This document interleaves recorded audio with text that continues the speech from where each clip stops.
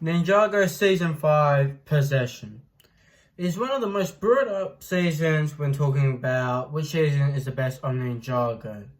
So is Season 5 truly the best season on Ninjago? Well, today we're going to be finding out. Now, when having a show like Ninjago that has had many seasons, it often leads to the question, what is the best season? Now, this question was often asked for many TV shows, like The Simpsons, and many more. But for Ninjago, it really does come down to 5 main factors, which are the villain, the theme/setting, setting, the characters, the villain's motivation, and the climax. So that, you guys know in the first points, let's get into the first category, the villain. Now, our first category is the villain. And in Season 5, the villain is Moro, who, in my opinion, is the second best villain of all time that Ninjago has ever had. But my first villain, I'm not going to reveal. That's going to have to wait for another time. Now, Moro was Wu's first ever student. And we thought that Moro was the destined Green Ninja. He drilled it into Moro's mind at such a young age. However, Moro wasn't the Green Ninja. As we all know, Lloyd was. And after hearing the news, Moro is furious and puts himself into all stupid types of stupid, dangerous situations. Like almost getting eaten by a creature that I don't even know what it is. Which I personally think actually really works, as a kid that age, knowing that your dream is crushed, you'd probably realistically do anything for that dream to grab that attention, to prove that you are actually worthy of this dream, and stuff like that. However, after these type of acts fail for Moro, he goes out on his own to become the Green Ninja. But in this process, he ends up dying and then goes into the Cursed Realm. Now, and I believe he died around the age 15, so it's kind of tough, so great job, Wu. So, he possesses Lloyd. And I personally kind of think this scene is kind of dumb. However, that's only rewatching it, and it makes him seriously think that he is the dumbest. But then again, when you're watching it for the first time, and it's revealed that the guard was actually Moro, it was a great scene. And to me, it was a great reveal. And it was just a great reveal. I think it's perfect. Back then, it's great. And when you watch it for the first time, it makes complete sense. It's a complete shock. But it's a rewatchability problem. That scene really isn't. If you watch scenes like that a lot, then it's kind of obvious. But to me, it's also how the writers made it feel who they chose, who Moro possessed. Moro did not possess anyone like Zane, Kai, Nia, Cole, or anyone else like that. No, he possessed the Green Ninja, Lloyd, which I think is pretty cool, as he wanted to become the very person that he always thought he was destined to be. Now, not only is Moro's backstory really great, but he's also an amazing villain in so many different ways. Not only does he force the ninja to fight their own friend, but he also brought up the Ghost Army, which he looked like an absolute king. I mean, throwing things around, destroying the ninja's chances of absolutely anything, making sure that they could go nowhere. I mean, this guy's just he was like a born leader. He was also willing to help the Permanent to conquer all the 16 realms with no questions asked, which I do have a bit of a problem with, but we'll talk about that later. Not only that, but Moro also does have some really good action scenes, especially the first fight against Kai, Zane, Jay, and Cole. He does have some other cool action scenes, but the other one I will focus on later will be later on in the video, during the climax section. But the only reason why I'm skipping over the other action scenes is because those are the main two ones that really stand out to me. And during you guys might be saying, oh, the mountain scene counts. To me, it doesn't really. Moro doesn't really fight. The other characters do. So overall, I really really do like more as a villain, and I rate him a 9.5 as a villain by himself.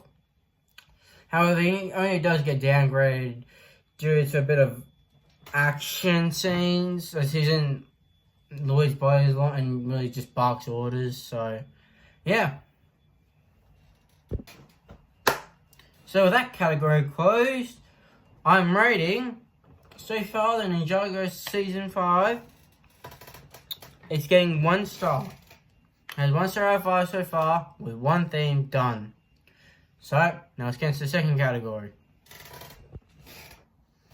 Now, Season 5 theme is pretty obvious, and if you don't know what it is, then you're a fucking idiot. It's about ghosts. This concept is really good. I think it works, especially well considering coming off Season 4, which was a tournament all about elements and focused completely on all about elemental powers. It was nice and fresh and something just unique. They didn't focus on any elemental powers or anything.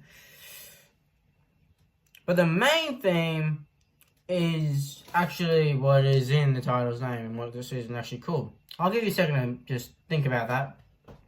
It's possession. As the word has been possessed by more, you idiots. So it's like battling your inner demons in a sense, I guess. Or like having... Yeah, I don't really know. But that's what it is. The setting of this season is mainly in Styx. Yeah, mainly where most main events actually occur is in the city of Styx. Which is a nice place and represents the season pretty well. However, I do think it kind of does like anything really special when it's besides what it does for the climax. So, yeah. With this category, I'm only going to be giving it a 0.5 stars. This is only because, even though the theme is especially good and I hyped it up so much, it's just a setting that really falls flat for me. Even though I said it was refreshing, it just falls flat knowing what happened from like New Ninjago in Season 3 and the whole island in Season 4 and everything. So to me, it kind of just felt like a bit of a downgrade. Nothing really happened besides that in the CD of 6. So, yep. Now on to Category 3. Holy fuck. Category 3 is the fucking best section. So, the characters. Okay, I'm not going to bother boring you guys to death with more again, because I have already explained him. And despite how great he is, I don't want to really go over him again, because I'll just be repeating myself. So, but he does have other people. Like I said, he has a ghost army. And there's 3 main people that he has. Those being the Soul Archer, Goltar, and Wraith.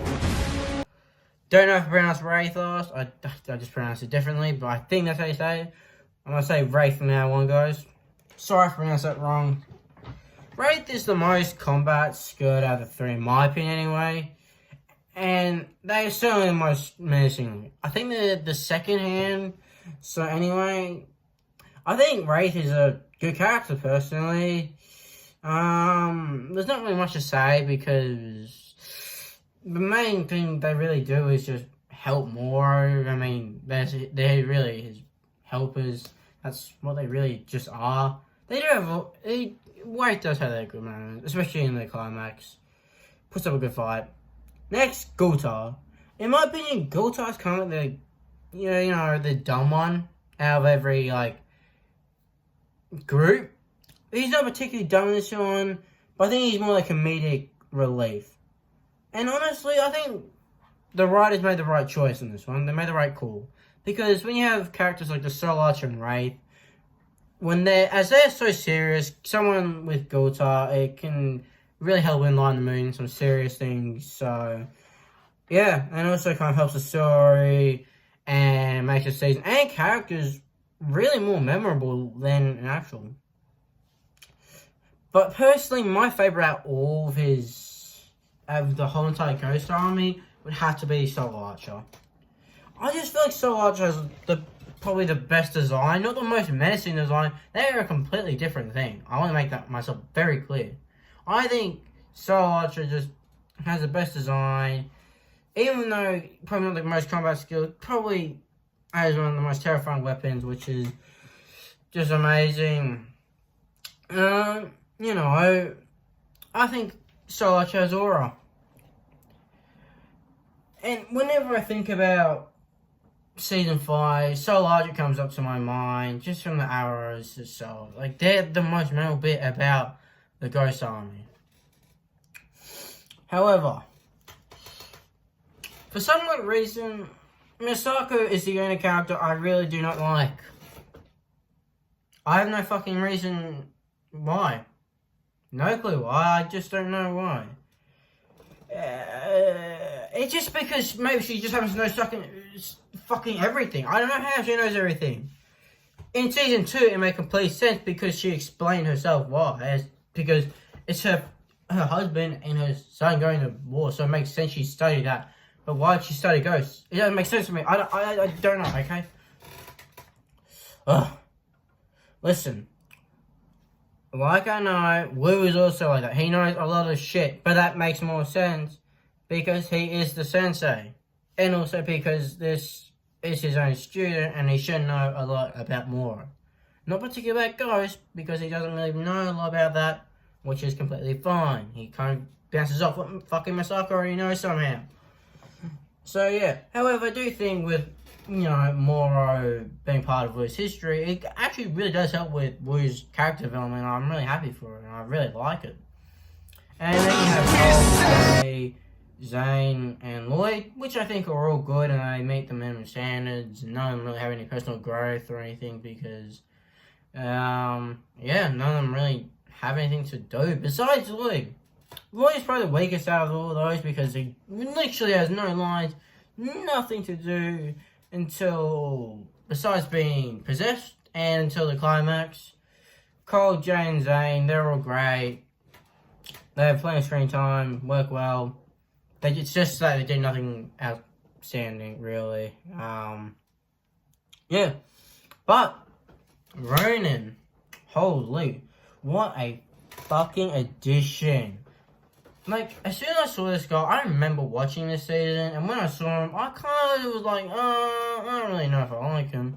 But rewatching the show, I really like him. He's a great character. I feel very personally attached to him, as he's one of those characters, as in many other shows, is you never knew if he was actually truly good or bad. He's kind of like an anti-hero, but he's not really. But, like, he's not the main two characters, so I'm the most impressed with what the writers did. Because, bro, did they cook with characters like Kai and Nia. And I've got to give it to him, Nia especially. Not only did she become the master of water, and the only downside of this is that it kind of feels rushed. The sense of rush being that she finds her true potential quite early, and that's during the climax, which I'll explain later, and what that true potential actually was. But it was still a really good thing to do, and I feel like it gets her involved in the action a lot more, even though she already was Samurai X, and I feel like it just helps her give her character more dynamic and makes her character a lot more interesting. And it kind of turned out last season with Kai saying, but she can't do what I do. So I feel like it was really good. Oh, boy. But with Kai, holy bro has changed so much. From being obsessed with the... I should have been a Green Ninja! Bro became like that big brother. I mean, he was ready to throw hands with the Green Ninja, who was being controlled with the Master of Wind. And with no motherfucking powers. No powers whatsoever. And he was still fighting for him. Just to fight for the win. Like, honestly, that's like... And that relationship gets continued throughout the rest of the series. Kind of. Well, this season at least. It's amazing. It's amazing. So the characters in this season were absolutely perfect. Absolutely perfect. The writers cooked with the characters this season, especially. That really did that. So 1.5 stars. That means 5 stars. And they have 2 sections left to go. So let's go and say section number 4. Yeah. So even though I was just hyping up the writers, I do have something that might be controversial here, which is when I was explaining more and I mentioned how he wanted to become the Green Ninja. And this is, of course, the category of their motivation, the villain's motivation. And the writers, him wanting to become the Green Ninja is a great thing for his motivation, but after he possesses Lloyd, they don't really do anything with this. His main goal throughout the rest of the season is to free the Preeminent from the Cursed Realm. Well, the only reason, really, that they give us is because he serves her. Like, I'm sorry, was I not really meant to know more about the Cursed World before? Oh, wait, no, sorry, Masako's still here. Oh, what the fuck. But, like, still, it kind of just feels weird that they had so much material to go from the Green Ninja shit, and then they just were like, well, we need the Preeminent from the Ghost. Which I get, but, like, it's like, only because he's serving her? I don't really know about that one. Yep, helicopter. Like, yeah, I don't know. It's just like, they just didn't give him more, like, they had so much potential for motivation. So, yeah. Now, with that cool motivation in my eyes, maybe in your guys' opinion it might not be, but I'm going to give it a half a star, which now means it's sitting at 3.5 stars out of 5 with one more category to go. Arguably the most important category. Now, I have mentioned the climax earlier and a lot, and how one of Mora's best fights takes place here, and how the setting is also very relevant, plays a big part in the climax. So, this climax starts with the Preeminent being freed. Wow, shocker, the big villain gets freed from the Cursed Realm. And Mora is no longer in control of Lloyd, as there's no really reason to, because, I mean, he has to kill, But at one point, Lloyd runs into his dad after going to the Cursed Realm, and I'll just share a wholesome moment, which I think, was pretty good, but also, we've had plenty of them by this point. He then goes to take on Moro. This fight is good, as both are using their elemental powers, but I feel just then again as though, Lloyd is kind of dumb. I'm not gonna lie. Because he's just continuously going around him with the realm crystal. And I get it, it's not going behind Lloyd's back, hitting him, but it makes me think maybe Lloyd is actually the dumbest character in this whole entire season. And after that, we do get a cool montage of them going around and going to different sections of the 16 realms, which I think is really good. And I like it. It goes back to it kind of opens some doors. I really like it.